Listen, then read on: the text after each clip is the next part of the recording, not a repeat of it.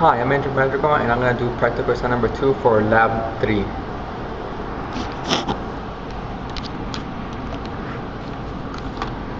For lab 3, we are required to demonstrate that we can experimentally find the cutoff frequency, and how we will find this analytically. We will first find the time constant, and then when the time constant, we can find the period, and then we'll turn that into the frequency.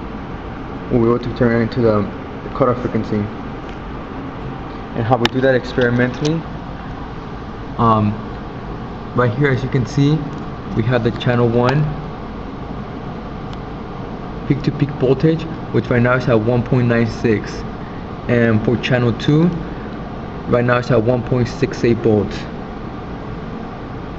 And to get the cutoff frequency, we want to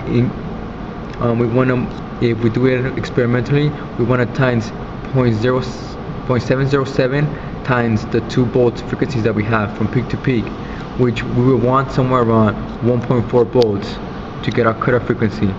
So to get the cutoff frequency, I need to increase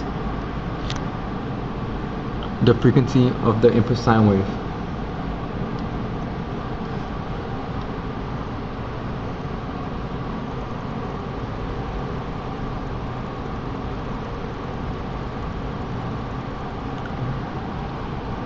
Since we increase the input sine wave, now I have to change so we get a better view.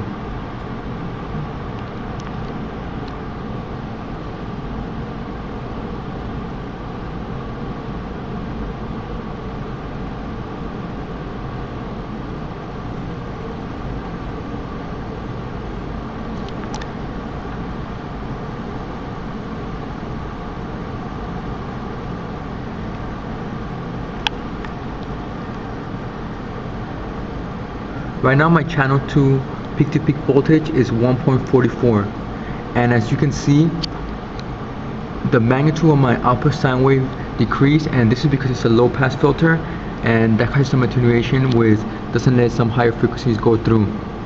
And as you can see, it also caused a phase shift, which out of my cutoff frequency is about 45 degrees.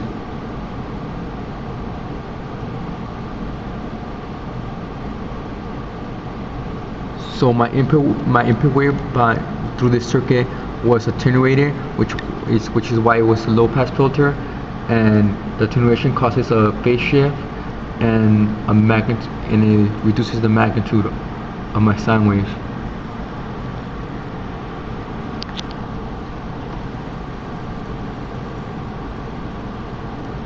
My sine wave still closely follows my input sine wave. It's just the difference of the phase shift.